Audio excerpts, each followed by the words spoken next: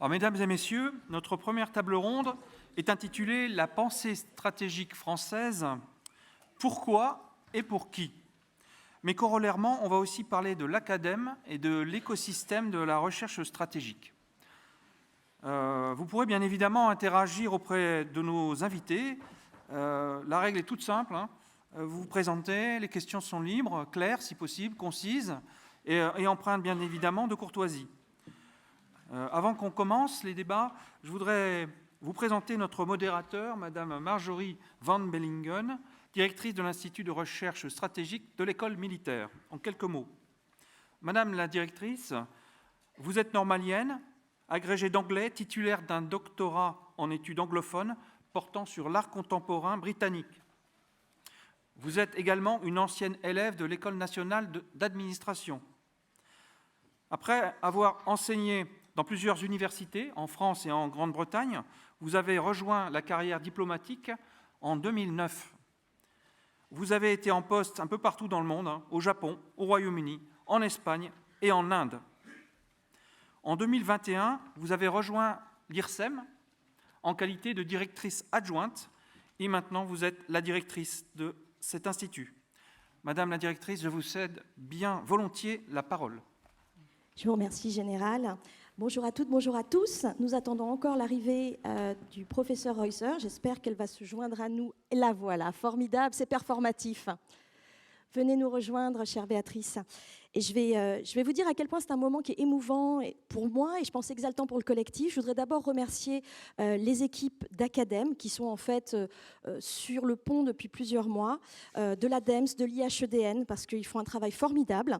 Et donc, ils ont été vraiment les artisans de cette journée, mais aussi de cette collectivisation, si je puis dire, de nos organismes respectifs. Et maintenant que le ministre a fondé officiellement notre académie de défense de l'école militaire, on peut entrer dans le vif du sujet qui occupe notre académie, c'est-à-dire la pensée stratégique française. Alors, nous allons forcément, au fil de la discussion, convoquer des auteurs, des doctrines, des racines conceptuelles. D'ailleurs, quand on relit, pour préparer, comme je l'ai fait cette matinée, les auteurs classiques, et qu'on voit des concepts comme celui de soldat citoyen ou de stratégie totale qui ont si je puis dire, cette antiquité dans la pensée stratégique française, ça force à une certaine humilité. On a l'impression qu'on réinvente sans cesse les mêmes choses, ou en tout cas que les choses ont été dites, et parfois mieux dites, auparavant. Toutefois, il est très important qu'on délimite le sujet du débat de ce matin. Et la raison pour laquelle le titre de cette table ronde, c'est « La pensée stratégique française, pourquoi et pour qui ?» c'est que les idées dont parlait le général Durieux tout à l'heure, ce sont des idées en acte. Et c'est comme ça qu'on le conçoit. Et donc, on va s'attacher à une dimension pratique de la pensée stratégique, une dimension opérationnelle, diraient les militaires. On va parler peut-être aussi de son ancrage sociopolitique, son ancrage dans l'action, dans l'environnement international également. Et de même qu'Acadème incarne le croisement entre des communautés, entre des disciplines au service de la pensée stratégique, nous avons la chance ce matin d'avoir un panel d'intervenants d'horizons très variés, chacune et chacun extrêmement prestigieux. Et je tiens vraiment à les remercier d'être là parce qu'ils m'ont tous dit oui. Donc je pense qu'ils avaient saisi à quel point c'était une matinée fondatrice. Et je vais bien sûr, même s'ils n'ont pas besoin d'introduction puisque vous les connaissez toutes et tous, vous les présenter. Je voudrais qu'on ancre cette démarche d'Acadème et de ce débat dans le contexte actuel. On en a parlé déjà un petit peu ce matin, à la fois des nouvelles menaces, d'une nouvelle conception de ce qui fait notre sécurité, du retour de la guerre. On parlait aussi de multicrise dans la vidéo ce matin. Par multicrise, ce n'est pas simplement qu'il y en a plusieurs, c'est aussi, à mon sens, que elles sont liées entre elles de façon nouvelle. Et également l'impact de crise internationale sur la sécurité nationale. Et ça reflète également la vocation interministérielle de notre Académie de défense de l'école militaire. Nous sommes également dans un contexte où les décideurs comme les citoyens font face à une prolifération d'informations. Ce ne sont pas les données qui manquent, ce ne sont pas les images qui manquent non plus, malheureusement. On parle, vous le savez, de guerre de l'information.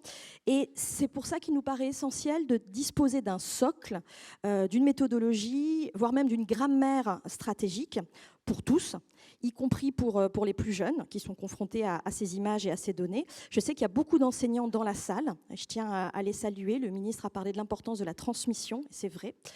Et puis une grammaire stratégique, une pensée stratégique française qui soit compréhensible par nos alliés et nos partenaires et qui puisse définir clairement la place et les objectifs de la France dans le monde.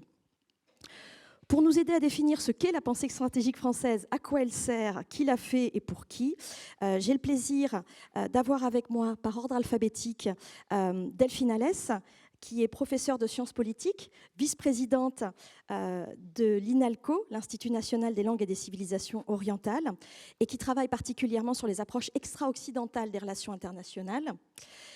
Également, à ma droite, Didier Castres. Le général Castres a été, entre maintes postes qu'il a eu, adjoint au chef d'état-major particulier du président de la République, mais également chef du CPCO et également sous-chef OPS. Et vous êtes actuellement général en 2e section et vous présidez Géos Group, une entreprise de services de sécurité et de défense. Il vient de nous rejoindre le professeur Béatrice Heuser. C'est un grand plaisir de vous voir, Béatrice, qui est titulaire de la chaire de Relations internationales à l'Université de Glasgow et qui est actuellement en séjour de recherche en année sabbatique à l'École militaire supérieure de la Bundeswehr à Hambourg. Quelle chance. Et qui, alors je n'ai pas besoin de présenter vos travaux, mais qui travaille sur les concepts stratégiques, notamment nucléaires. Et nous avons le plaisir à l'IRSEM de l'avoir comme membre de notre conseil scientifique. Également avec nous, Xavier Pasco, qui est directeur de la Fondation pour la recherche stratégique, la FRS, docteur en sciences politiques et qui est un spécialiste très reconnu mondial. On s'est croisé en Corée la semaine dernière sur l'espace, les questions de politique spatiale dans leurs dimensions civiles et militaires. Et enfin, la lettre Z. À ma gauche, Olivier Zajek. Le professeur Zajek est professeur de sciences politiques à l'université Jean Moulin Lyon 3, où il dirige l'Institut d'études de stratégie et de défense, l'IESD, la faculté de droit, que vous avez également fondé, cher Olivier. Agrégé docteur en histoire des relations internationales, également diplômé de Sciences Po et de l'école spéciale militaire de Saint-Cyr. Je pense que c'est assez rare de trouver un diplômé de Saint-Cyr qui est également professeur des universités. Un grand plaisir de vous avoir tous. Alors, on va peut-être démarrer par tour de parole sur la pensée stratégique française. Qu'est-ce que c'est ? Je voudrais d'abord céder la parole au général Castres pour voir quelle définition vous donneriez de la pensée stratégique. Vous qui êtes passé de la sphère militaire, actuellement une sphère civile de conseil, comment est-ce que vous la définiriez ? Merci pour cette présentation et merci pour cette question. En fait, la difficulté que j'ai eue comme praticien à essayer d'articuler une réflexion sur cette question atteste de 2 choses. Soit ma totale inculture en matière de pensée stratégique, soit plutôt qu'au niveau des praticiens, il y a une impensée de la pensée stratégique. Et je pense que c'est ça. Je pense que la pensée stratégique, elle ne diffuse pas et elle n'infuse pas jusqu'aux échelons de mise en œuvre de notre politique, de règlement des crises, etc. Ça, c'est la première chose. Et c'est la première chose que j'appuie sur le fait que pendant la dizaine d'années où j'étais au chevet des crises, jamais je n'ai eu le sentiment que les décisions qui ont été prises, que les moyens qui ont été engagés obéissaient à une logique de stratégie, si jamais on prend le mot stratégie dans son acception complète. Ça, c'est la première chose. Et je pense qu'on est plutôt dans le champ tactique que dans le champ stratégique. Cette affaire-là, à mon avis, elle est renforcée par le fait qu'aujourd'hui, on fait la guerre à tout. On fait la guerre au chômage, on fait la guerre à l'insécurité routière, on fait la guerre au virus. Et donc, il y a autant de stratégies que de guerres déclarées. Donc, il n'y a pas de stratégie. C'est un peu ma conclusion.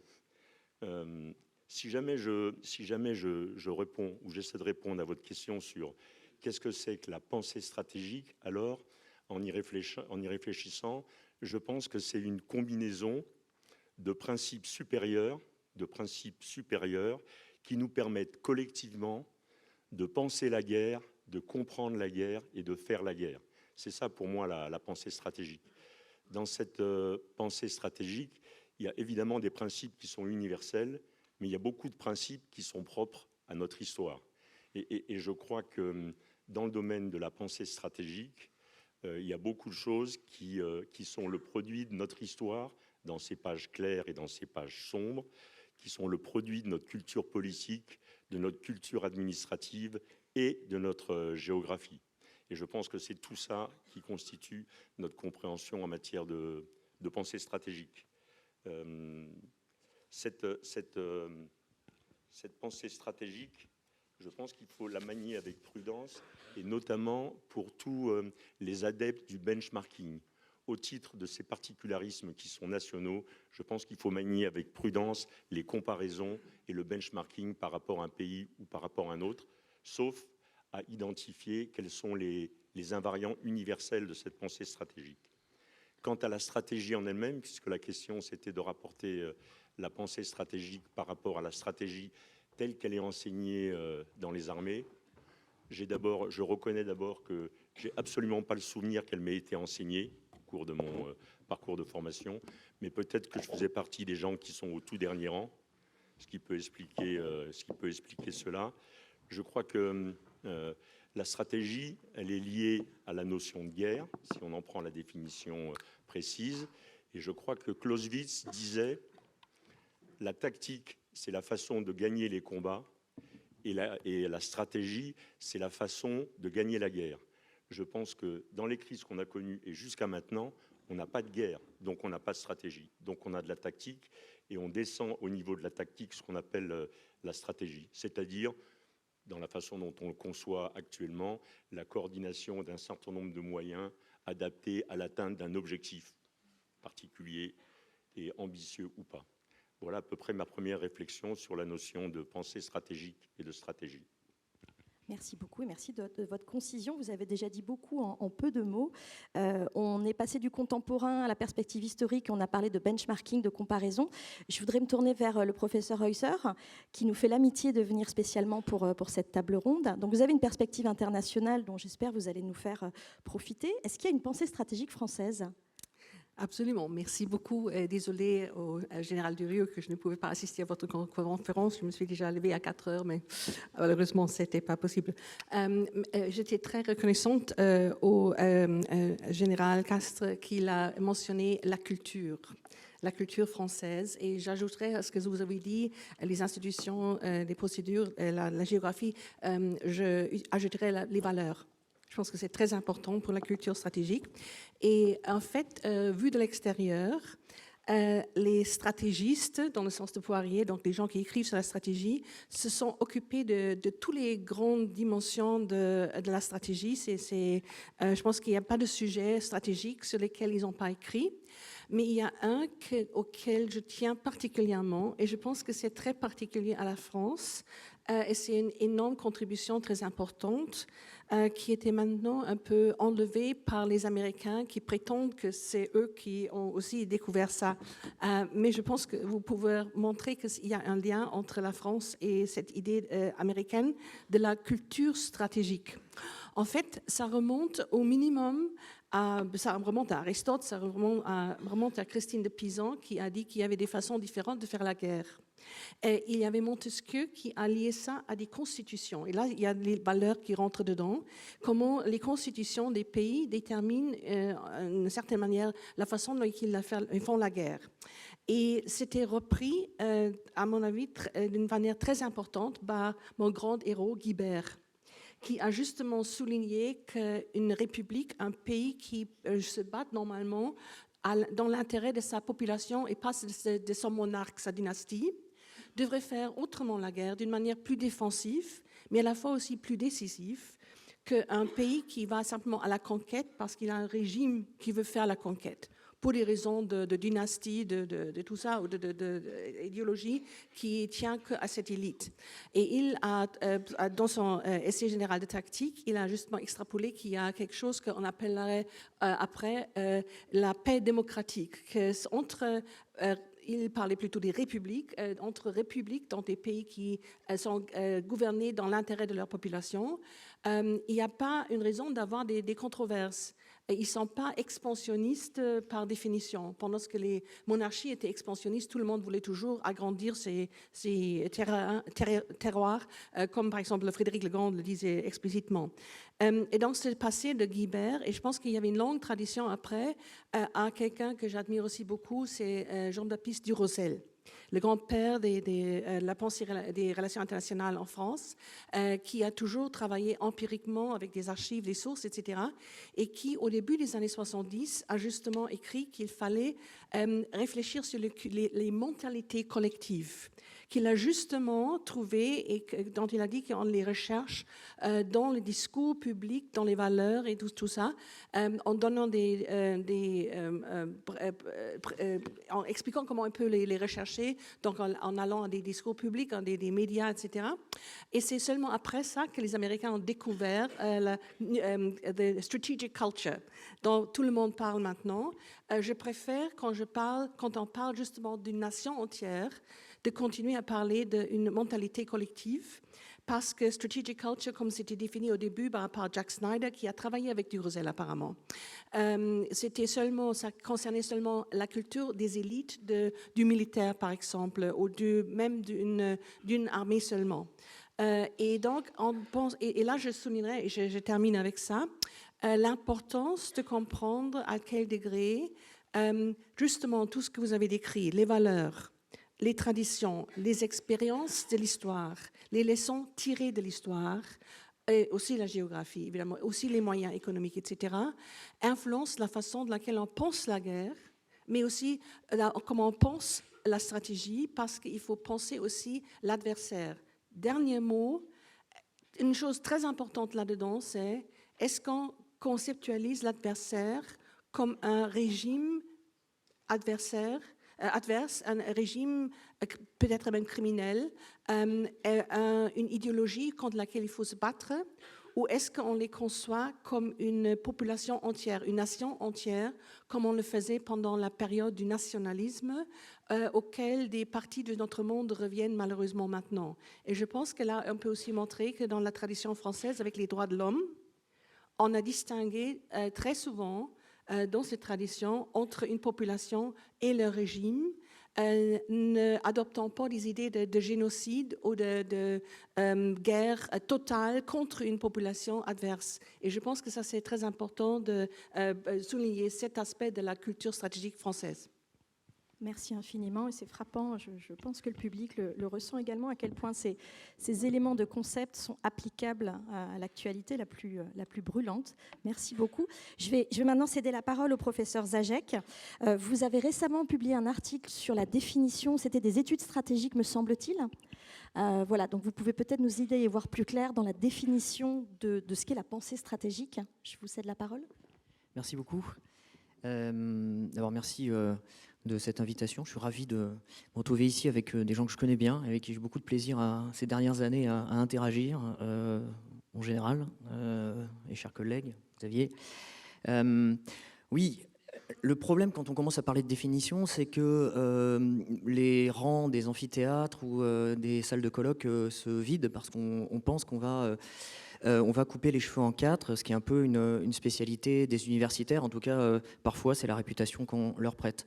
Le problème, c'est que, et on le voit ici, à travers ce qu'a dit Didier Castres et puis ce qu'a dit Béatrice Heuser, c'est qu'il faut toujours commencer par les définitions. Ça permet de clarifier les critères à partir desquels on réfléchit, on éclaire et on agit. Donc oui, les définitions sont absolument fondamentales. Et c'est un des enjeux d'ailleurs des échanges entre, me semble-t-il, les militaires, les universitaires, les chercheurs, les experts, dans un cercle en cours de définition et de constitution comme les acadèmes, c'est de revenir au sens, à la question du sens, la définition. Oui, la tactique et la stratégie, c'est pas la même chose. Oui, entre la pensée et la théorie, il y a des différences. Oui, c'est vrai que les éclairages que permettent l'histoire, la science politique, le droit, un certain nombre de disciplines universitaires existantes ou peut-être à inventer ou à réinventer, ce n'est pas la même chose. Donc il faut les situer, les définir et souvent, ce qu'on oublie peut-être de faire, les hiérarchiser aussi. Ce qui est un peu plus délicat parce que souvent on est rétif à cette hiérarchisation. Je reviens sur ce que disait le général Castres à propos de la différence entre la tactique et la stratégie. Oui, c'est la question du sens d'une guerre, et c'est un des sujets en fait qui revient en permanence dans l'enseignement, dans les différentes écoles de guerre, en particulier en France, dans les universités, dans tous ces, si vous voulez, ces lieux d'enseignement où les études stratégiques sont aujourd'hui plébiscitées par toute une génération d'étudiants qui sont très sensibles à la situation actuelle dans le monde et en France, qui demandent des clés de compréhension, qui demandent à découvrir les classiques. Ça, c'est un mot aussi qui a eu mauvaise réputation ces dernières années. On a aimé opposer les classiques de la stratégie et puis les experts ou les théoriciens des guerres nouvelles. On passe à côté de l'essentiel. Il faut redécouvrir les bases, les définitions, les classiques, parce qu'on a ici une encre référentielle qui est relativement intemporelle et qui permet ensuite de partir dans des approches critiques ou de relativiser les choses. Donc le premier point, quand on veut faire la différence entre tactique et stratégie, entre le sens d'une guerre et les limites d'une intervention, etc., il faut revenir aux définitions.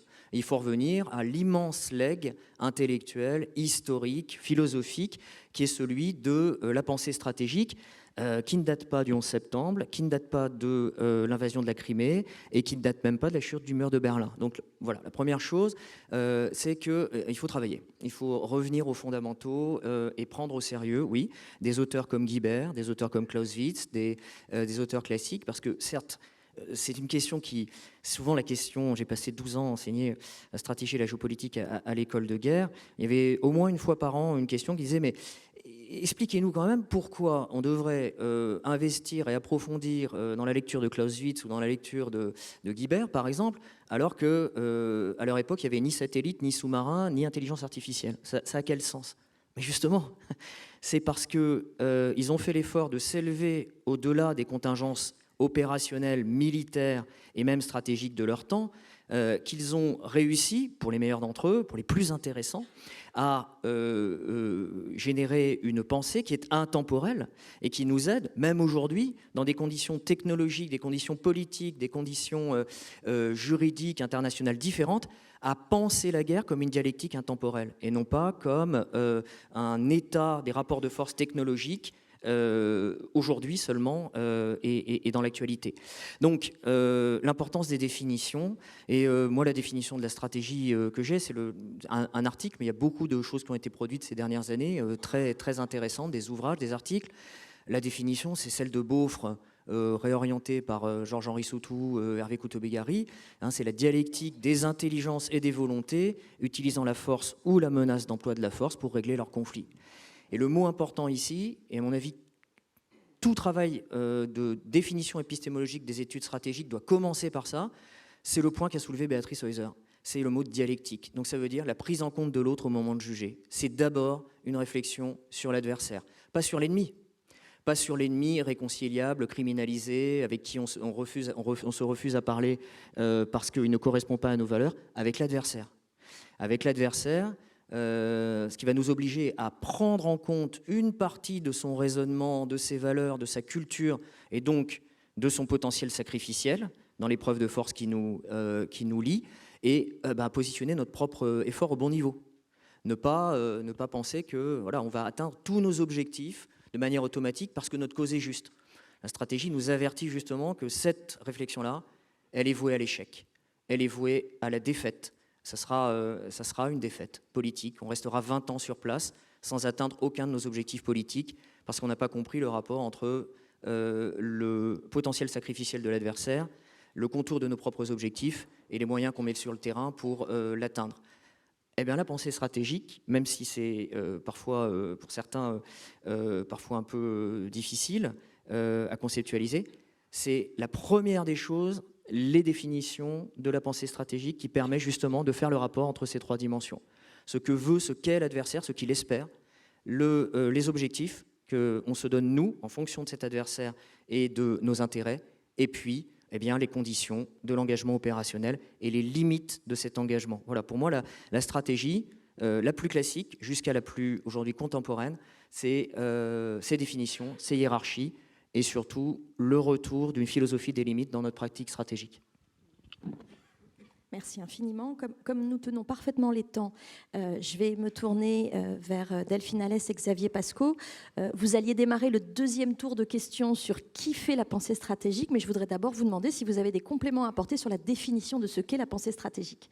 Oui, merci beaucoup d'abord pour cette invitation. Je suis d'autant plus heureuse d'être ici que je connais bien cet endroit et que vous avez eu la gentillesse de m'inviter alors que je représente ici une institution qui a été fondée en 1795 plutôt pour former des opérateurs que pour former des stratèges. Initialement, l'INALCO était là pour former des interprètes, des diplomates, des espions plutôt que des penseurs. Et je crois en réaction à ce qui a été dit précédemment que l'évolution de l'institution est assez illustrative de ce qu'est ou de ce qu'est devenu l'une des singularités de la pensée stratégique à la française, c'est-à-dire une pensée stratégique ou des études stratégiques qui ont une dimension qualitative, qui ont une dimension sociologique, ancrée dans la connaissance ou dans la compréhension des terrains, ce que nous faisons aujourd'hui évidemment à l'INALCO. La particularité de l'institution, c'est de former à la fois à la langue et à la compréhension de l'ensemble des contextes sur lesquels nous travaillons hors d'Occident. Mais la particularité, je crois, de la pensée stratégique à la française, c'est vraiment cette dimension qualitative. Alors,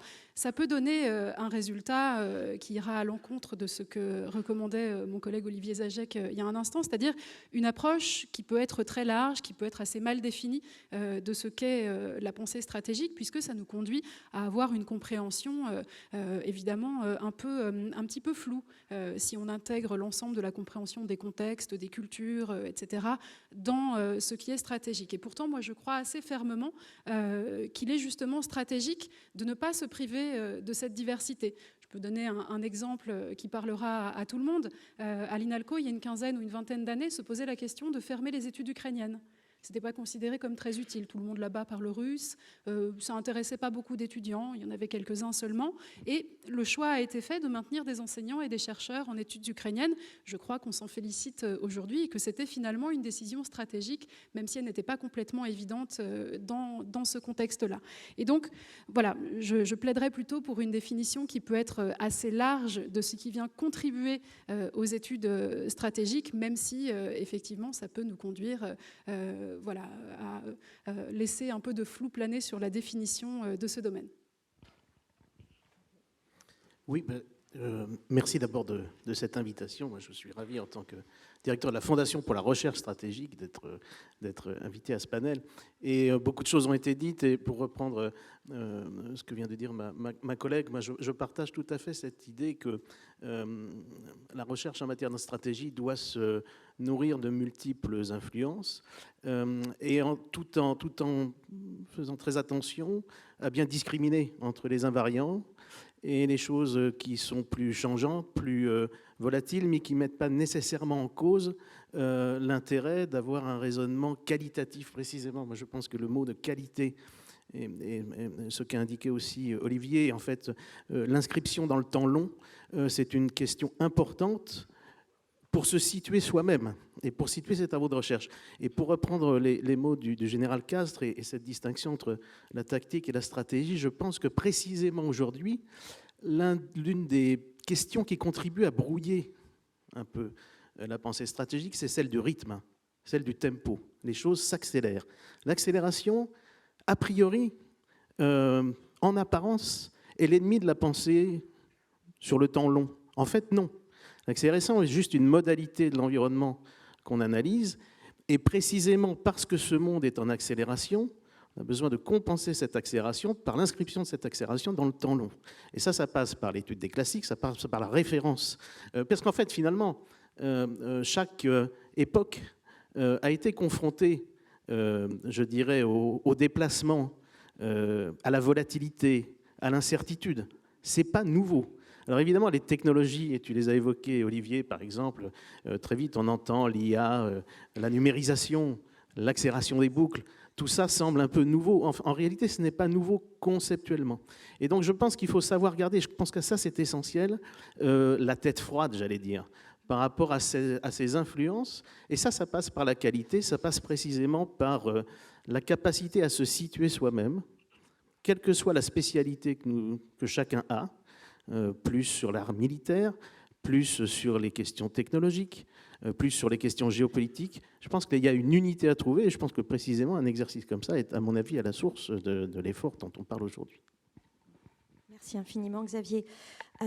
Alors, on a déjà commencé à aborder la question des acteurs, mais je voudrais qu'on se concentre un petit peu sur qui fait la pensée stratégique, sur l'écosystème, si je puis me permettre ce terme.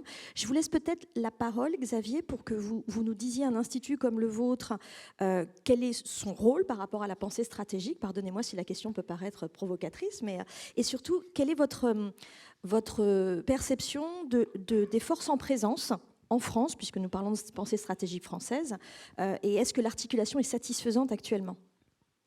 Oui, bien merci effectivement cette occasion de présenter, alors ce qui est peut-être déjà connu de la plupart d'entre vous, mais la Fondation donc, pour la recherche stratégique. D'abord, il s'agit d'un centre de recherche.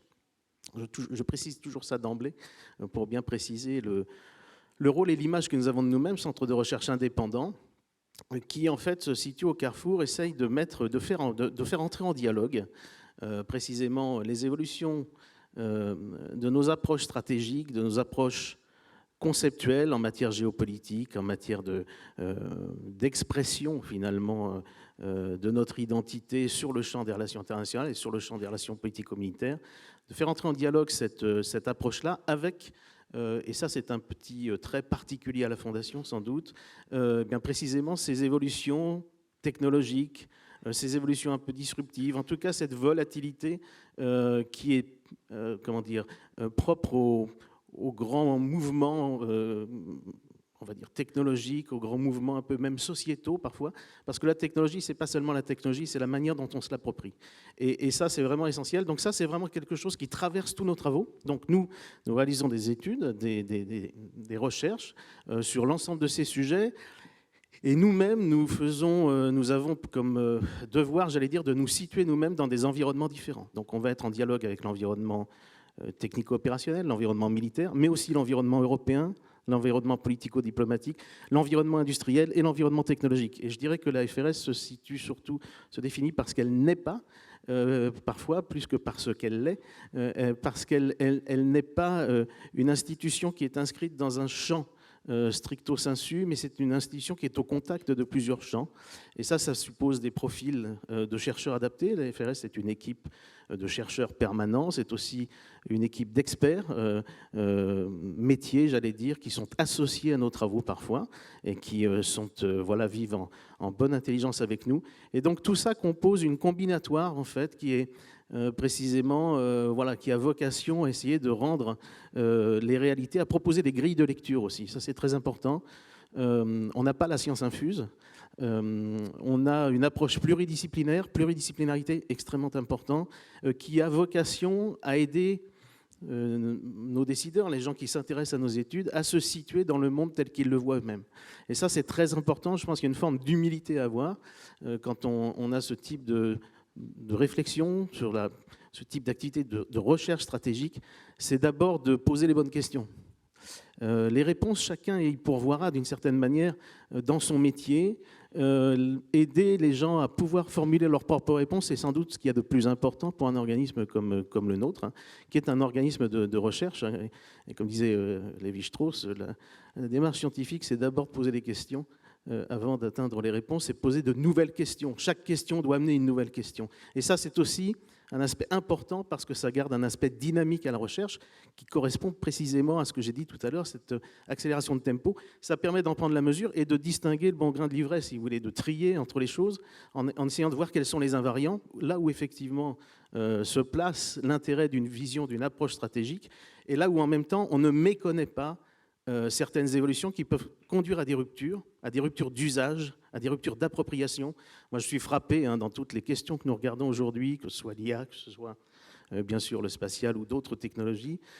Ce qui compte d'abord, c'est la manière dont on se l'approprie et dont les acteurs vont se l'approprier. Et les acteurs vont se l'approprier en fonction des questions et de la perception qu'ils auront de leur rôle vis-à-vis de ces technologies. Ça, c'est absolument essentiel. Vous pouvez avoir des évolutions technologiques, et là je rejoins ce qui a déjà été dit d'ailleurs, qui vont se développer dans différents pays, et vous verrez qu'elles se développeront très différemment, et qu'elles auront des effets très différents, alors même qu'on est dans des domaines scientifiques, technologiques très similaires.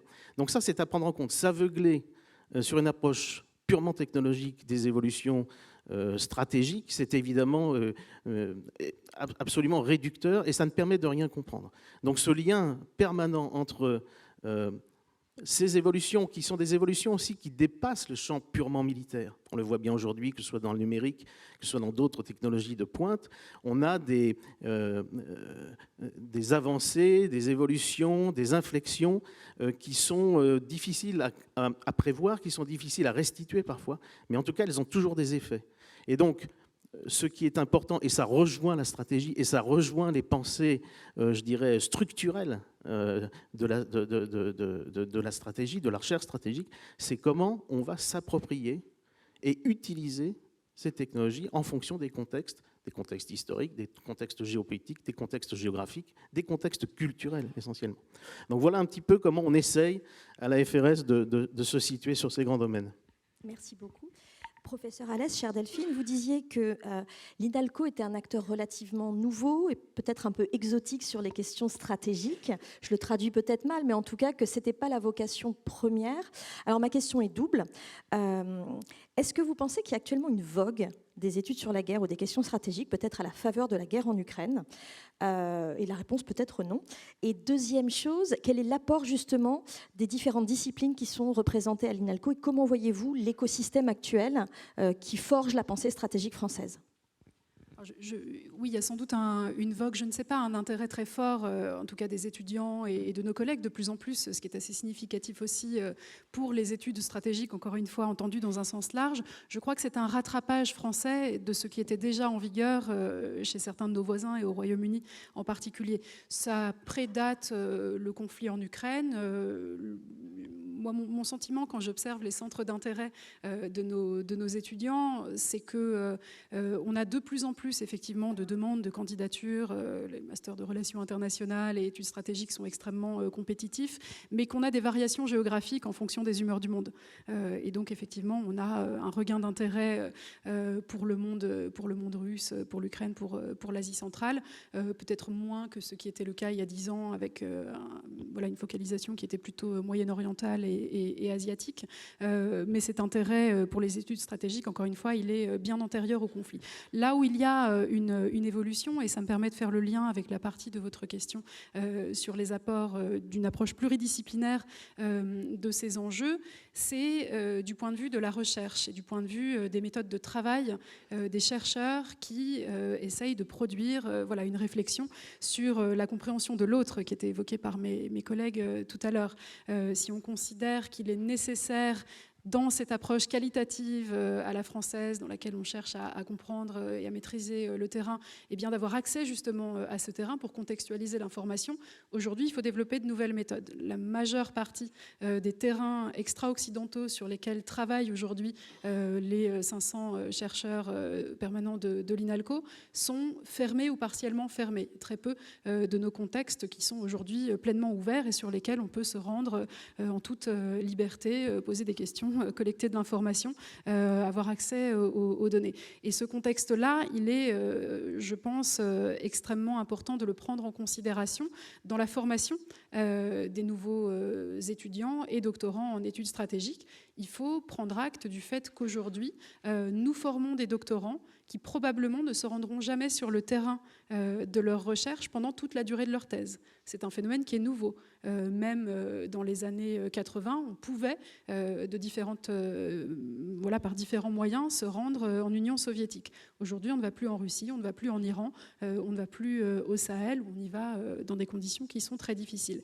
Et donc, ça nous incite évidemment à mettre en valeur l'apport d'un certain nombre de disciplines auxquelles on ne pense pas spontanément dans la contribution aux études stratégiques. Une des forces de l'INALCO, c'est de pouvoir s'appuyer sur ceux qui restent généralement le plus longtemps sur les terrains quand ils sont fermés aux politistes ou aux sociologues qui produisent des travaux critiques ou sensibles sur le plan politique. Les archéologues nous apportent beaucoup. On ne s'y attendait pas, mais ils sont les derniers à être restés, par exemple, en Afghanistan. C'est plus le cas aujourd'hui, mais ils étaient les derniers à pouvoir apporter des informations sur l'Afghanistan. Les linguistes, évidemment, nous aident considérablement à contextualiser l'information. J'y reviendrai peut-être tout à l'heure. Les littéraires, on n'y pense pas spontanément quand on pense aux études stratégiques, mais dans un monde où circulent de fausses informations, où la question de la désinformation devient un enjeu central parce que la question des représentations, de la conflictualité et de la représentation des identités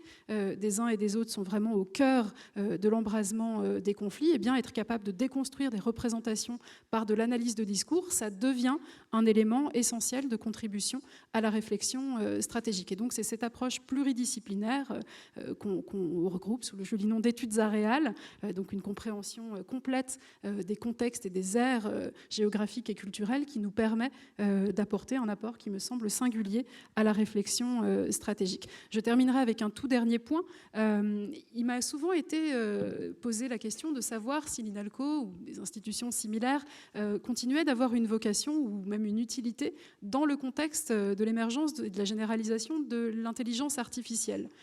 Je pense profondément que c'est d'autant plus le cas dans le contexte de l'intelligence artificielle et des intelligences artificielles génératives, puisque quand vous avez des instruments qui produisent de l'information ou qui produisent de l'analyse sur la base des données disponibles sans nécessairement être en capacité de pondérer la valeur de ces données, alors vous avez d'autant plus besoin de personnes qui sont en mesure de contextualiser les informations ou les analyses qui sont gérées de manière automatique. Et donc vous avez besoin d'historiens, de personnes qui connaissent le contexte, la culture, la littérature, qui fassent de l'analyse de discours et qui soient en mesure de détecter ce qui aura été produit par une intelligence artificielle qui aurait par exemple agrégé des sources issues de la désinformation produite par un pays donné. Donc ça me semble d'autant plus important de continuer à former de manière encore une fois large à la compréhension des langues et des contextes les futurs penseurs en études stratégiques.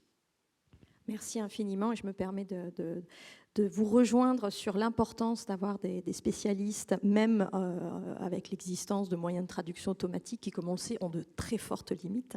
C'est une ancienne linguiste qui le dit. Et puis de vous rejoindre également sur l'importance de la pluridisciplinarité, auquel nous tenons beaucoup à l'Institut de recherche stratégique de l'école militaire. Et en tant que directrice, c'est vrai que j'ai découvert ça à l'IRSEM et la richesse que ça apporte dans la réflexion. Je vais maintenant demander au professeur Zajac de nous parler du rôle de l'université dans la pensée stratégique et peut-être, j'espère que la question vous paraîtra bien posée, mais est-ce qu'il y a des producteurs et des usagers de la pensée stratégique ? Oui, alors merci de la question. C'est un peu une question, c'est une question difficile. Le rôle de l'université, ça ouvre sur tellement de débats et parfois de crispations. Je vais essayer d'être assez vrai dans ce que je dis.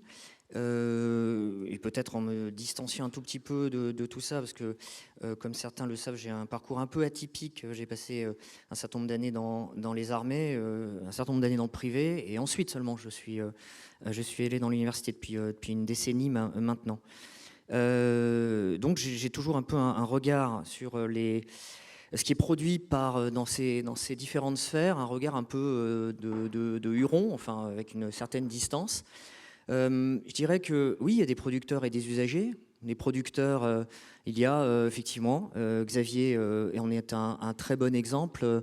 J'imagine que des représentants de l'IFRI dans cette salle également, des think tanks français qui ont une vraie production, une influence, un vrai dynamisme, des fondations, des centres de recherche. Il y a ce que produisent, et on n'en a pas parlé pour l'instant, mais ces dernières semaines, il y a eu un certain nombre d'événements, de lancements qui montrent le dynamisme des centres de recherche militaires. Qui sont dans cette enceinte de l'école militaire, le CDESC, le CESA, le CESM, etc., etc. Là, il y a effectivement aussi une production, puisqu'on parle des producteurs. Et puis, il y a les universités.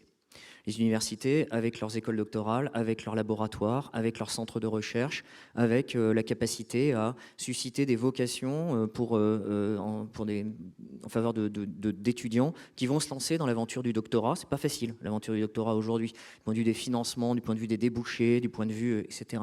Donc les producteurs, ils sont là. On pourrait continuer. Ça forme une sorte d'écosystème. L'IRSEM, bien sûr, et tout cet écosystème finalement génère une matière, un contenu, des thématiques qui eh bien, vont être à la disposition des usagers. Les usagers, c'est les citoyens, c'est vous, c'est moi, ce sont les décideurs politiques, qui sont aussi des citoyens, il ne faut pas l'oublier.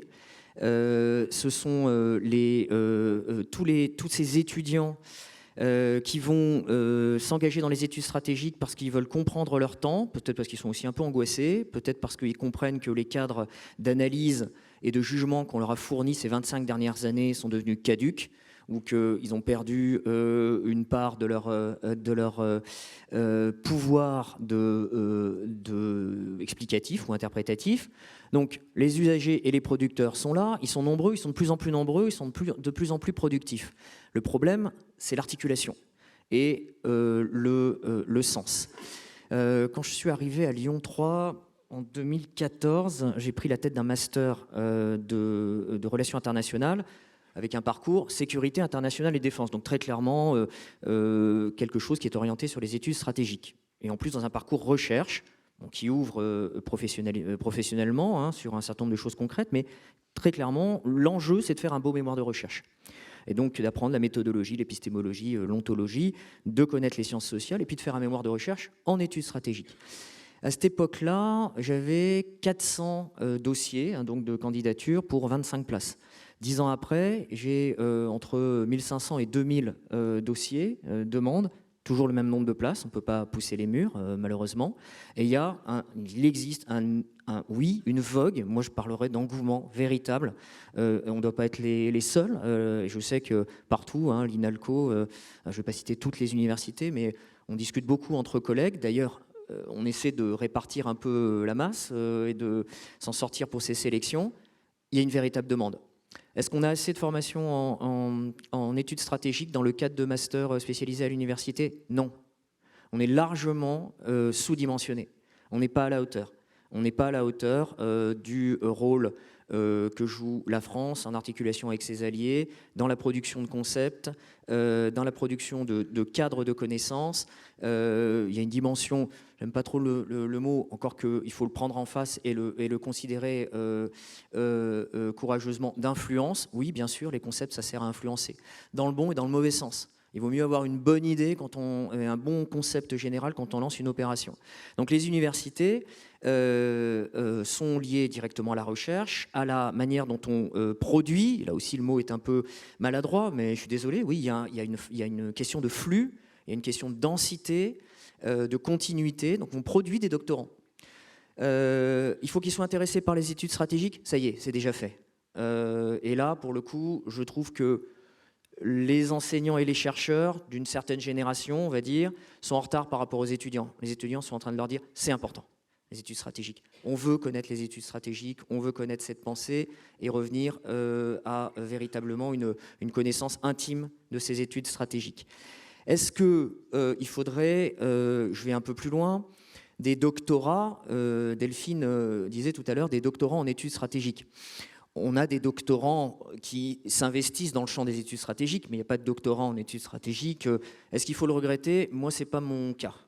Je pense qu'il est au contraire toujours plus important aujourd'hui d'avoir de bons historiens, de bons politistes, de bons sociologues, de bons géographes, de bons juristes qui vont investir chacun, à partir de leur discipline, le champ des études stratégiques, parce que c'est seulement dans le cadre de ces disciplines que les étudiants vont maîtriser l'ontologie, l'épistémologie, la méthodologie, véritablement, en particulier des sciences sociales, qui leur permettront d'avoir le recul critique, la capacité à trier parmi les références et à séparer la vraie pensée des buzzwords à obsolescence programmée que produit AG Continu, la centrale conceptuelle, en particulier américaine, mais c'est parce qu'elle est la plus dynamique aujourd'hui.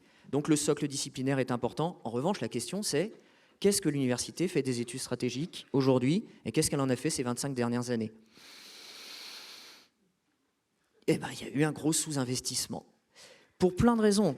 Je ne voudrais pas ouvrir le débat ici pour des raisons qui sont des raisons d'une certaine orientation du regard posé sur le monde et son destin inéluctable. La mondialisation conçue par certains comme une progression linéaire. La guerre, c'est derrière nous. La paix et la coopération devant nous. Bon, peut-être que ça a mené certains à considérer que les études stratégiques, ce n'était pas un sujet véritablement comment dire, légitime, parce qu'il parlait après tout de l'échec du politique. La stratégie et la guerre, c'est l'échec du politique et son interruption, donc c'est quelque chose qui relève de la négativité pure. Il y a plein d'autres raisons. Elles peuvent être idéologiques, elles peuvent être par manque de moyens, par manque d'intérêt, etc. Mais le résultat, c'est que je pense qu'on est sous-dimensionné dans l'université française dans le champ des études stratégiques. Donc, comment faire pour peut-être susciter, d'abord soutenir ce qui existe déjà, les masters qui existent déjà, les centres de recherche, les laboratoires qui ont fait ce choix ces dernières années en prenant des risques et avec un certain nombre d'audace, avec de l'audace, pardon, de susciter une ouverture ou un approfondissement, un élargissement des études stratégiques, davantage de postes pour des doctorants dans une université qui n'avait pas fait ce choix jusque-là, et dans les laboratoires qui n'avaient pas fait ce choix jusque-là. Comment finalement être à la hauteur de notre temps ? Ce que Max Weber disait, car c'est faiblesse de ne pas regarder en face le sévère destin de son temps. Et notre destin, c'est que la guerre n'est pas seulement un objet d'étude, mais c'est un objet politique aujourd'hui qui est devant nous, pas derrière nous. Ce n'est pas simplement une équation qu'il faut résoudre, mais c'est une tragédie qu'il faut affronter. On ne rentre pas la souveraineté, l'indépendance, la puissance, la relation avec un adversaire dans un tableau Excel.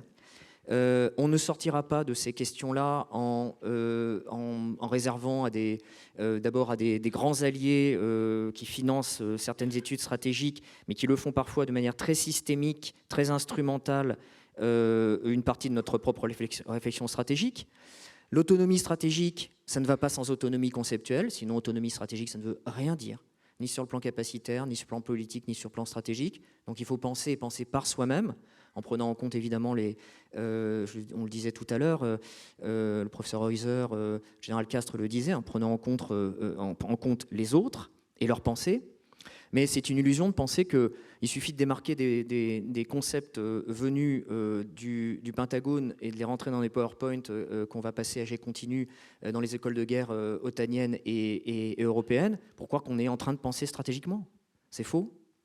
Quel est le dernier concept français et même européen sur le plan des études stratégiques qui a été central pour ouvrir une époque ou une séquence de stratégie appliquée ces 25 dernières années? Je ne sais pas, quelqu'un peut peut-être en citer un. Je crois que ces concepts-là, ils sont souvent venus de l'extérieur. Le but, ce n'est pas d'opposer une pensée européenne à une pensée américaine. Pas du tout, ce serait unilatéral et stupide. Le but, c'est de faire en sorte que dans une certaine communauté, dans une communauté stratégique, disons occidentale ou transatlantique, on rétablisse un équilibre dans la production de concepts stratégiques. C'est bon pour tout le monde, y compris pour nos grands alliés, lorsqu'ils génèrent des concepts qui ne sont pas des concepts stratégiques, qui sont en fait des buzzwords à obsolescence programmée, et qui peuvent mener une partie de leurs alliés dans le mur. Et je reviens à l'université. Pour que la relation entre les usagers, une très forte demande, et les producteurs, un peu divisés, fonctionne, en France, en Europe, il faut que le rôle des universités soit à la fois dynamique, mais aussi qu'il soit soutenu. Donc c'est très concret, hein. C'est des laboratoires de recherche, ce sont des masters, ce sont des places pour des étudiants qui sont vraiment en demande.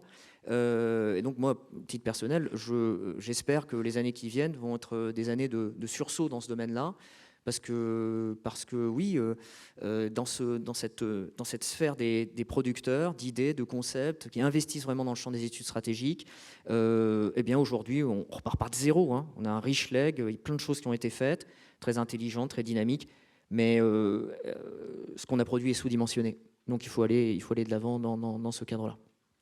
Merci infiniment pour ces propos très forts. Et vous avez pu entendre ce matin le ministre annoncer des budgets supplémentaires pour la recherche stratégique. Donc on peut voilà, à cet égard être optimiste, mais il ne faut pas se voiler la face et regarder notre destin en face. Et pour ma part, je fais toute confiance à la Direction générale des relations internationales et à la stratégie du ministère des Armées pour dépenser de façon très sage et aviser cet argent. Je me permets de me tourner vers le professeur Heuser pour que vous apportiez votre regard sur voilà, l'université, la pensée stratégique, les producteurs, les usagers, avec peut-être la perspective que vous pouvez amener à la fois du Royaume-Uni et de l'Allemagne où vous résidez actuellement. Merci beaucoup. Je voulais ajouter une chose ou une dimension qui discute un peu la façon de laquelle les études stratégiques peuvent être utiles aussi pour d'autres métiers, des disciplines, etc. Donc, j'ai beaucoup apprécié plusieurs interventions qu'on a eues, en commençant à nouveau avec le général qui a dit que justement, faire la stratégie, c'est combiner des moyens, combiner des choses différentes, des outils différents.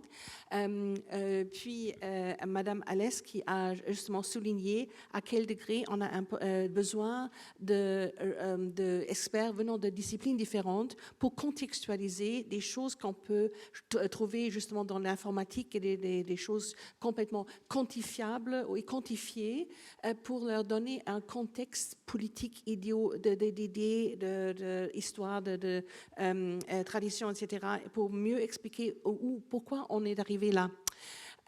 Et à nouveau, pourquoi c'est intéressant d'avoir des étudiants en études stratégiques? Parce qu'une chose qu'un bon stratège fait, et là je parle du stratège plutôt que du stratégiste, c'est qu'il ou elle doit tenir en compte beaucoup d'aspects, de dimensions différentes, dont certains ont été déjà identifiés par Clausewitz, mon grand ami, et que ce sont des aspects de société, de politique, d'économie, et pas seulement des militaires, et l'influence qu'on a dans cette dialectique avec l'adversaire. Toutes ces dimensions-là, et penser d'une manière holistique, où on voit qu'une chose qu'on fait là peut avoir un effet détrimental là.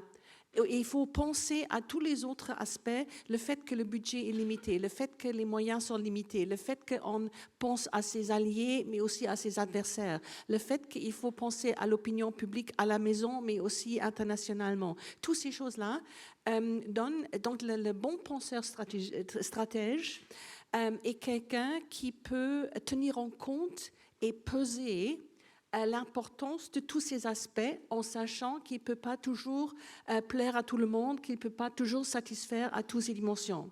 Et ça, c'est quelque chose qu'on appelle en anglais un transferable skill. Une fois qu'on a compris ça, on peut se dégager d'une pensée monocausale, où on pense, voilà, il y a la formule, si je fais ça, ça c'est l'effet.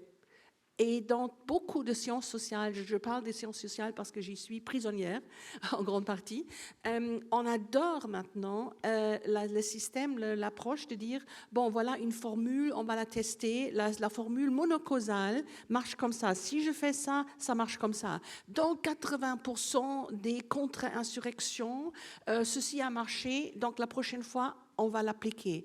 Et ça, c'est à mon avis une très grosse erreur parce que la bonne stratégie, c'est en fait de chaque fois trouver ou faire diviser une stratégie qui s'applique à ce cas.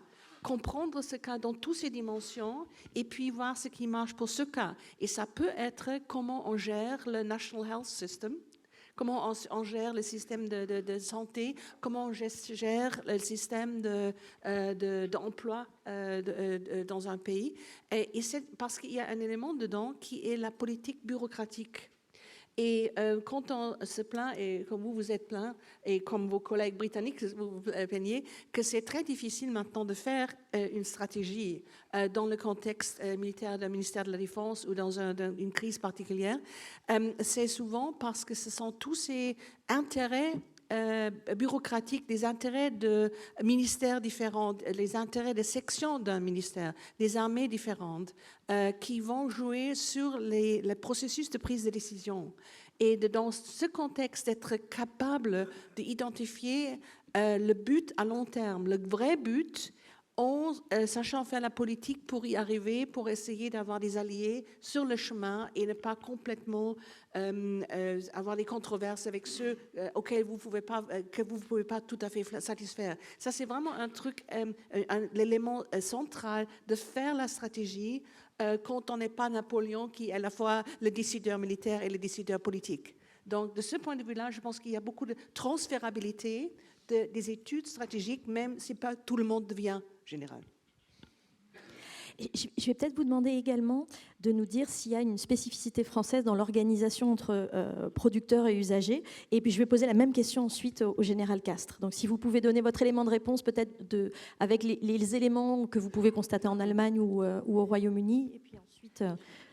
Là, j'ai du mal à répondre parce que je ne connais pas assez bien l'interface, malgré tout ce que j'ai vécu, l'interface entre université et ministère et militaire en France. Je pense qu'il y a cette interface et je pense qu'il y a cette interaction.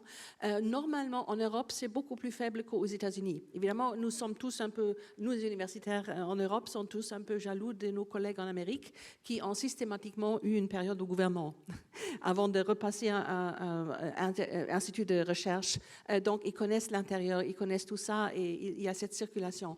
Pendant toute ma jeunesse, il y a très longtemps, c'était absolument impossible, c'était impensable pour un universitaire de passer dans un ministère. Actuellement, il y a plusieurs exceptions. En Grande-Bretagne, j'ai connu des exceptions en France où il y avait des chercheurs de CNRS qui sont allés dans des sections de planification du ministère de la Défense. Il y a ça aussi en Grande-Bretagne, il y a un petit peu maintenant. Je ne le connais pas du tout en Allemagne. Donc, je ne peux pas vraiment commenter. Je passe la parole à quelqu'un qui sait mieux.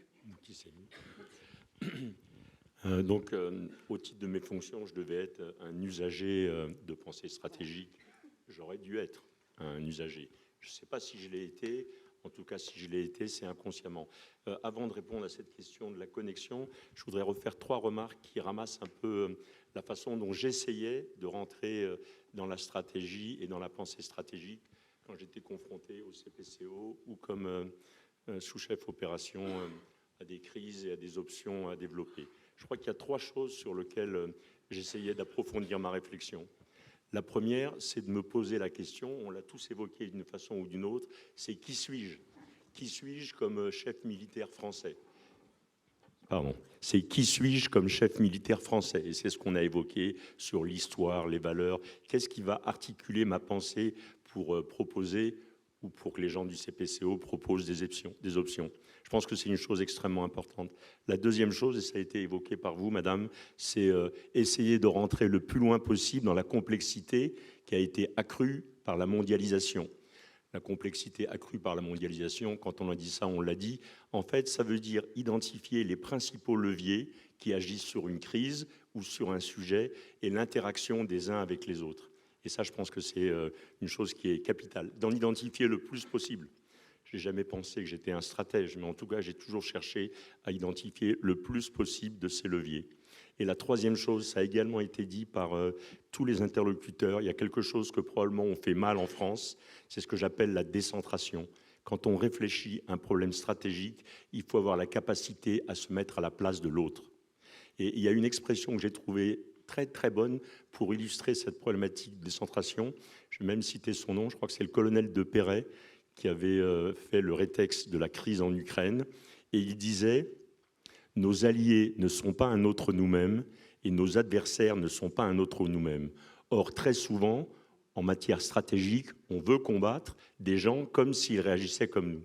Et je crois que cet effort-là est très très difficile à réaliser. S'il y a encore des gens qui étaient avec moi au CPCO quand on était en Afghanistan, on avait essayé de mettre en place une Red Team qui était un espèce d'état-major ramassé, qui était l'état-major du Mollah Omar, pour essayer de voir, contrairement à ce qu'on voulait, comment, si c'est possible, je pense que c'est impossible pour un esprit occidental de se mettre dans la tête d'un musulman, mais en tout cas, l'idée, c'était ça. C'était attention, pensons à ce que veulent faire les autres, et pas simplement ce qu'on veut faire.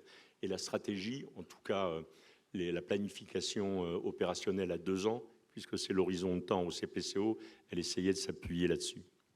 Sur ce qui a été dit, et notamment par le professeur Jazek, comment on passe de la pensée stratégique avec toutes ses qualités, ses limites, ses progrès aux usagers. Je pense que c'est là qu'il y a un effort à faire pour faciliter cette connexion.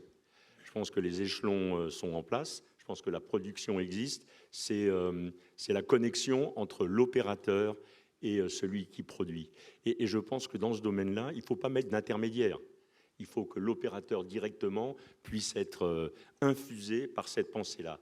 Or, dans notre système, je ne sais pas s'il est administratif, dans notre système en France, il y a énormément d'interlocuteurs qui ralentissent, qui affaiblissent, qui corrigent la façon dont la pensée stratégique arrive sur ceux qui devraient s'en nourrir pour la mettre en œuvre. Et c'est ça qu'il faut organiser. Organiser sa connexion, faciliter les échanges directs entre la pensée et l'acteur. Et puis 2, et là je sors un peu de ma ligne de nage, je pense qu'en France, la notion de think tank n'est pas quelque chose qui est très développé, qui est très aidé, contrairement à d'autres pays. Et je pense que là aussi, comme ça a été évoqué, il faut accentuer l'effort qu'on fait au profit des think tanks, en créer des nouveaux. Il faut qu'il y ait un maelstrom de pensée qui soit, à mon avis, plus intense et moins régalien qu'il l'est actuellement. La pensée, elle ne peut pas être administrative, elle doit être régalienne. Professeur Heuser, régalienne. Merci infiniment, Général. Je crois que le professeur Heuser avait une remarque ou une réaction. Un petit mot. Vous avez justement dit que vous avez essayé de créer une cellule pour essayer de capter comment un adversaire pourrait penser. Et je pense que Mme Alès va être avec moi en disant que je pense qu'il y a une chance d'aller assez loin dans cette réconstitution ou de cette conceptualisation de la pensée d'un autre, justement avec tous les outils que vous enseignez à l'INALCO. Et il y a justement récemment une chose qui m'a frappée. Est-ce que vous vous souvenez de cet exercice militaire américain Millennium Challenge 2002, où les Américains avaient fait un Team B qui a justement dit comment est-ce qu'on va lutter contre les États-Unis. On va, par exemple, ne pas utiliser l'Internet, on ne va pas utiliser le courriel, on va simplement utiliser des messages comme ça. Et ça, ce qui me frappe, c'est une chose qu'on vient d'apprendre, c'est que le Hamas a justement la Hamas militaire, pas la Hamas politique. Apparemment, les Israéliens ont suivi un peu ce que faisait la Hamas politique, mais les groupes militaires dans le Gaza, ils se sont communiqués sans Internet.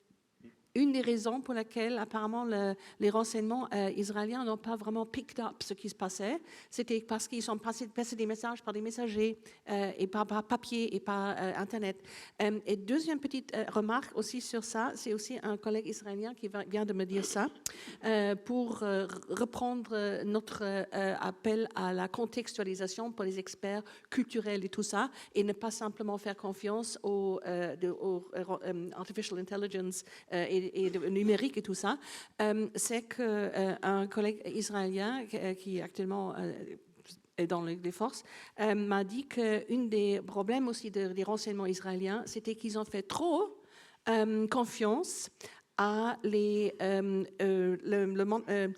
résultats de leur évaluation numérique de ce que la Hamas avait fait dans les derniers, je ne sais pas, 40 ans ou quelque chose comme ça.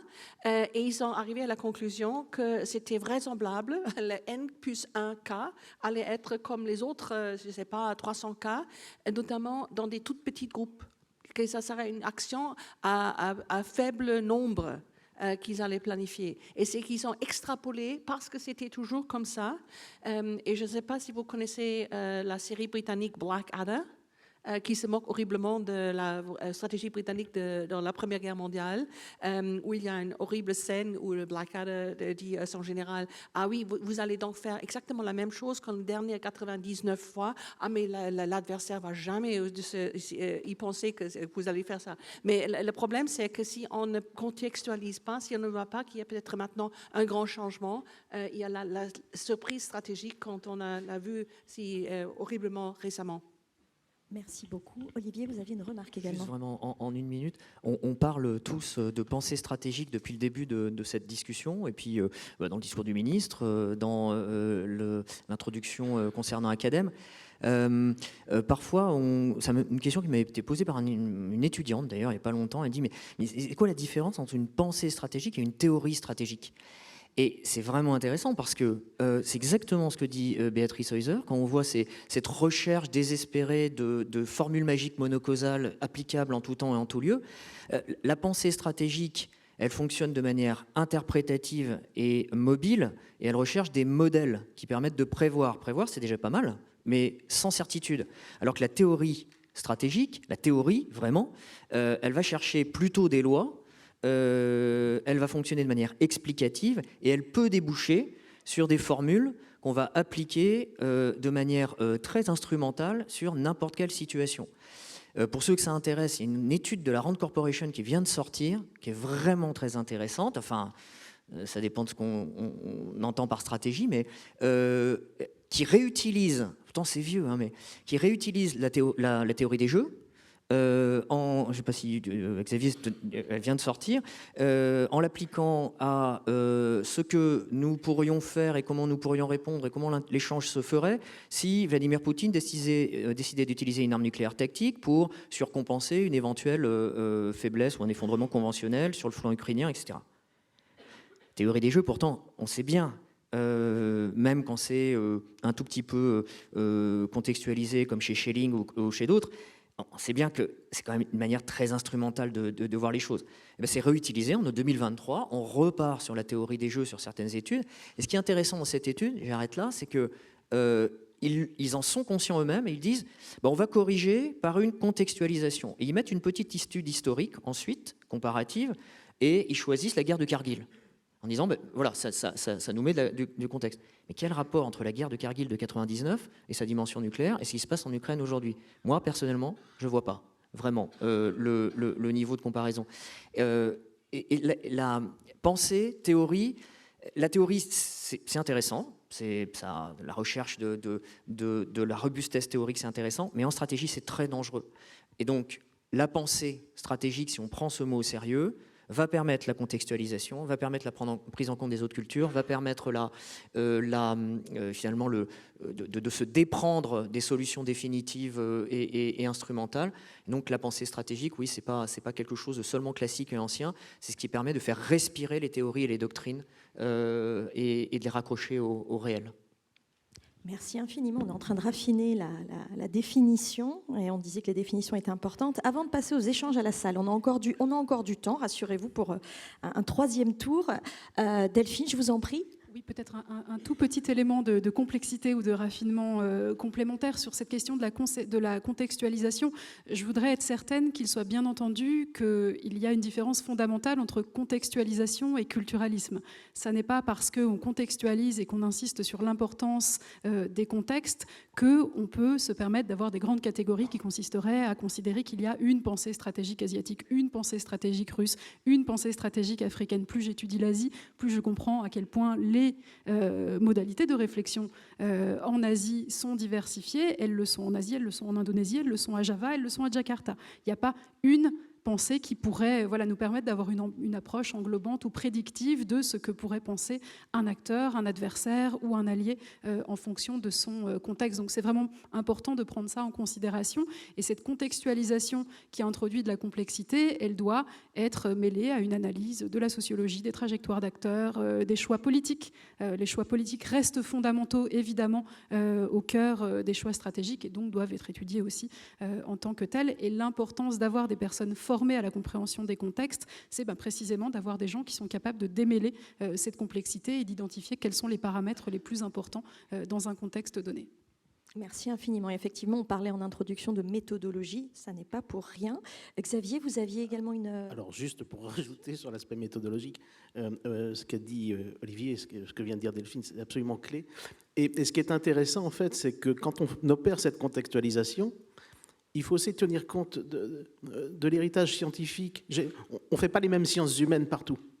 Et ce que vient de dire Olivier, en fait, c'est l'héritage de ce qu'on appelle le behaviorisme aux États-Unis, qui a toujours placé l'analyse politique, la political science et d'autres branches des sciences humaines d'un point de vue très différent de nos traditions à nous. Les sciences sociales en France, elles sont héritées essentiellement des grandes écoles juridiques au départ, des grands constitutionnalistes qui ensuite ont approché les choses d'une manière plus structurale, on va dire. Et ça, je dis ça parce que le réflexe de la rande, enfin on connaît bien la rande, qui est de dire mon équation ne marche pas, je change cette variable, je l'ajuste et ça devrait marcher, ce que disait le professeur Heuser tout à l'heure. C'est quelque chose qu'en France, on ne voit pas souvent sous cette forme-là. Et je dirais que ça, c'est d'une certaine manière lié aussi à notre héritage en matière de recherche universitaire dans le domaine des sciences sociales. Mais pour l'autre coup, il ne faut pas non plus ignorer ce qui se fait au-delà, hein, vérité en deçà, erreur au-delà. Non, non, ça ne marche pas comme ça. Il faut englober tout ça. Et c'est ça la difficulté aujourd'hui. Et avec la circulation de l'information, avec toujours mon dada, l'accélération du rythme, ça devient de plus en plus essentiel de se situer et de savoir quel est le producteur de l'information, d'où cette information vient et à qui le message est destiné. Ça, c'est essentiel. Parce que c'est politique. C'est politique. Donc je pense que ça, il faut qu'on en ait conscience. Donc il faut une sorte de méta-réflexion un petit peu sur la manière dont on approche nous-mêmes en tant que chercheurs, en tant que producteurs, j'allais dire, de cette recherche. C'est absolument essentiel. Autrement, on paraphrase. Et donc ça revient à la créativité dont parlait Olivier. On a besoin de cette créativité. C'est une tension entre rigueur et créativité. Ça, c'est comme tout travail universitaire, comme tout travail scientifique. Merci infiniment. Dernier tour de parole, et je remercie chacun parce que vous avez été jusqu'ici très concis et en même temps très expressif. Sur peut-être, alors on en a un petit peu parlé, mais la pensée stratégique française dans le vaste monde et peut-être une perspective un peu plus prospective, si vous avez des recommandations à formuler. Je vais peut-être commencer par vous, professeur Alès, sur la question de savoir, donc la France a de grands desseins et on a une ambition internationale et diplomatique, je suis bien placée pour le savoir, qui est très forte, notamment en Indo-Pacifique. Alors vous êtes une spécialiste de l'Asie. Que faut-il faire pour que les concepts stratégiques français, la pensée stratégique française s'exporte mieux? Moi, je constate, à la fois dans mon travail précédent de diplomate et également à l'IRSEM, on reçoit beaucoup de délégations, que ce n'est pas forcément des choses qui passent facilement. Ce n'est pas faute d'essayer de les traduire en anglais du mieux qu'on peut. Est-ce que vous avez des éléments là-dessus ou d'autres sur l'aspect prospectif de pour qui la pensée stratégique française? Je crois qu'on est là pour ça aujourd'hui, d'abord pour créer un espace où cette production d'une pensée stratégique française sera identifiée et diffusée peut-être de manière plus unifiée. La question initiale était de savoir à qui elle est destinée. Moi, je vais répondre en tant qu'universitaire, je pense qu'elle est destinée à tout le monde. On travaille en source ouverte et on a vocation à publier le produit de nos recherches. Maintenant, je ne suis pas certaine qu'il faille absolument partir du principe selon lequel il y aurait une pensée stratégique française qui serait différente ou essentiellement différente de celle qui est produite ailleurs. Il faut peut-être commencer par chercher à comprendre quelles sont les singularités de différentes pensées stratégiques et ce sur quoi on peut arriver à trouver des points d'ancrage pour créer du dialogue plutôt que de la diffusion. On est passé, on a très largement évolué dans la diplomatie française en passant d'une approche qui était un petit peu descendante sous forme de conseils, de diffusion, de recommandations vers une approche partenariale. C'est un petit peu la même chose en termes de diffusion de concepts. Il faut arriver à coproduire là où on a des points d'ancrage. Je peux donner un exemple. On a mis beaucoup de temps à comprendre que ce que nous avons appelé, ce que nous continuons d'ailleurs très majoritairement à appeler la sécurité non traditionnelle, qui était considérée comme une innovation en Europe occidentale ou en Amérique du Nord à partir des années 70. Donc le fait d'élargir la réflexion sur la sécurité à des questions non militaires eh bien, était une innovation, le lien entre sécurité et défense. Eh bien, on a mis beaucoup de temps à comprendre qu'en Asie, c'est la tradition. La sécurité non traditionnelle et la tradition. C'est un point d'ancrage que voilà, il faut arriver à comprendre pour arriver à créer un dialogue avec des académies ou des penseurs ou des stratèges dans d'autres contextes et en Indo-Pacifique en particulier. L'autre élément peut-être sur lequel je voudrais insister en tout dernier point, en m'appuyant sur ce que disait le ministre en ouverture tout à l'heure, il insistait sur l'importance de produire une recherche qui soit souveraine. Moi, je crois que c'est fondamental et que ça concerne aussi notre expertise et la diversification de l'expertise. Je continue de plaider évidemment pour ma paroisse, mais je donnerai un exemple qui me semble là aussi extrêmement frappant. À l'INALCO, nous enseignons 106 langues différentes et évidemment l'ensemble des connaissances sur les contextes où sont parlées ces langues. Il y a 2 autres villes au monde avec des institutions qui ont encore plus de diversité linguistique que nous, Pékin et Moscou. Ça me semble suffisamment parlant.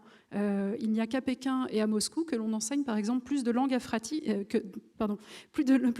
africaines et de langues asiatiques que nous ne le faisons à l'INALCO. Ça me semble suffisamment important pour le prendre en considération et continuer à investir sur cette diversité, pas uniquement pour diffuser, encore une fois, nos concepts de manière descendante, mais pour avoir une compréhension souveraine et pour produire de la connaissance dans un contexte de liberté académique qui est le nôtre sur l'ensemble de ces espaces. C'est essentiel aussi dans un contexte de circulation, de désinformation, de pouvoir s'appuyer sur une connaissance qui est produite librement en contexte, encore une fois, de liberté académique sur l'ensemble de ces espaces.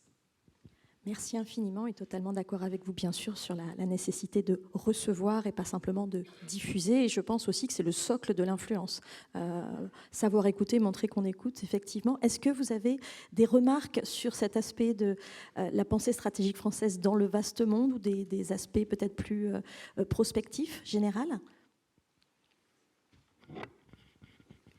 Pas sur la partie prospection, sur la partie connexion à établir. Je pense qu'entre les producteurs et les utilisateurs, il y a un effort manifeste à faire en direction des autorités politiques. Un effort à faire en direction des autorités politiques, parce qu'évidemment, la grammaire, et je parle que de la partie militaire, et je parle que de la partie des crises, puisque moi, j'ai pas vu notre pays en guerre, et heureusement, je pense que la grammaire politique et la grammaire militaire divergent sur leur finalité, divergent sur leur temps de mise en œuvre. Et c'est ça qu'il faut réussir à réconcilier.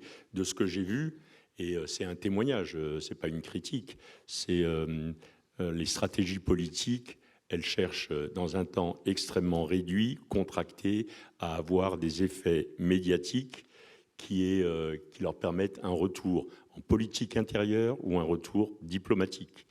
Et ce temps-là, il n'est absolument pas compatible avec le temps qu'il faut laisser pour mettre en œuvre une stratégie militaire et surtout pour lui laisser produire des effets. Et donc le sujet entre les opérateurs d'une stratégie ou d'une pensée stratégique et les décideurs politiques, c'est d'arriver à faire coïncider tout ça. C'est extrêmement difficile quand les gens cherchent des effets médiatiques et que les autres cherchent des effets stratégiques. C'est probablement aussi à ce niveau-là, et je crois que c'était le dernier tour de table, de savoir comment on arrive à non pas inculquer comme si jamais c'était un vaccin forcé, mais comment on arrive à faire partager cette notion d'effet stratégique et pas d'effet médiatique.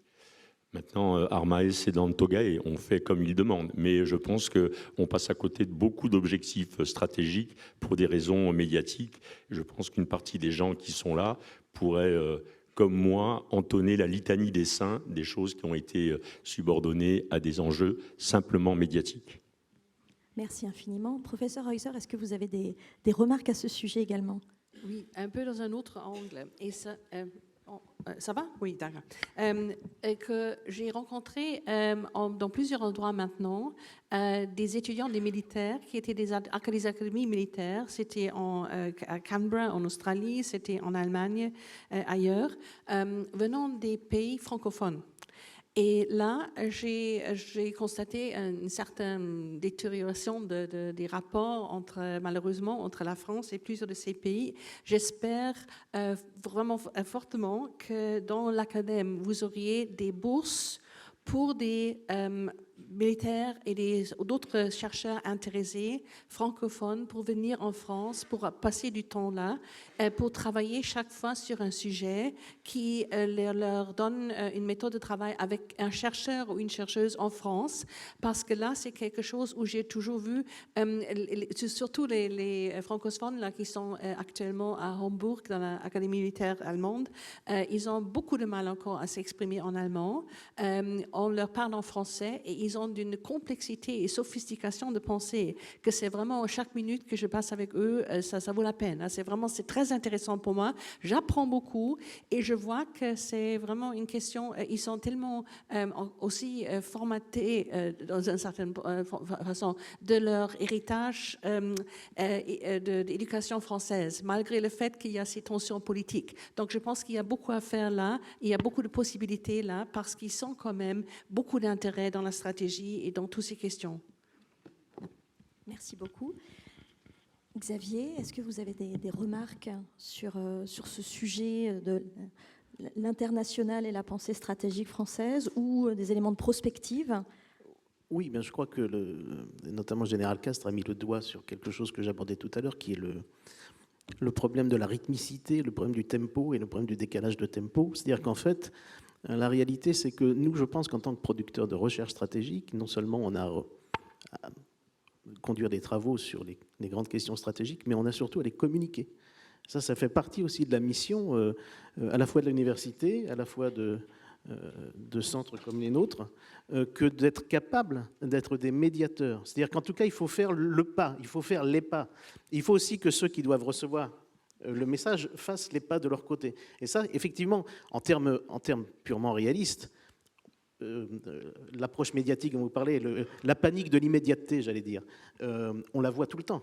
On la voit tout le temps. Et alors en particulier quand on s'intéresse à des questions qui ont des cycles très longs, que je connais bien, c'est compliqué de faire penser le cycle long.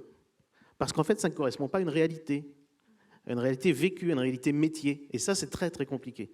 Et je pense qu'on doit, nous, accentuer, peut-être par des travaux de fond, peut-être par des manières de communiquer différentes, on doit accentuer cette jonction-là. Ça fait vraiment partie, à mon sens, du boulot des producteurs aussi de cette recherche. Merci beaucoup. Et je pense que sous le contrôle du général Durieux, on va s'attacher, dans le cadre du projet Academ, à communiquer vers l'extérieur. C'est vraiment tout le sens du projet. Professeur Zajac, est-ce que vous avez un mot de la fin ou des éléments de recommandation pour nous tous? Bon, moi, tout a été dit.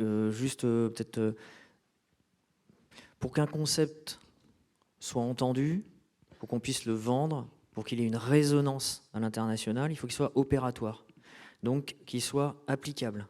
Pour qu'il soit applicable, donc quand on cherche peut-être jamais à imposer, mais à proposer, à mettre sur la table du débat commun en interallié ou à l'international un concept qui est français, c'est-à-dire qui vient de France, mais qui est destiné à être ouvert et à être articulé avec les intérêts différenciés de nos partenaires, etc. Il faut qu'il soit opératoire, qu'il soit applicatif, donc il faut qu'il soit précis. Parce que si on est en permanence, vraiment dans une sorte de lyrisme incantatoire, qui confine parfois à la poésie de l'international, où on utilise un mot pour un autre en permanence, on cherche à vendre l'autonomie stratégique, mais en fait, dans la notice explicative, y compris dans des discours très inspirés, on parle d'indépendance ou de souveraineté pour revenir à l'autonomie, puis on parle de souveraineté stratégique au niveau des nations, puis ensuite au niveau européen, en articulation avec éventuellement des partenaires en dehors de l'Europe. On nous perd au bout de 2 minutes.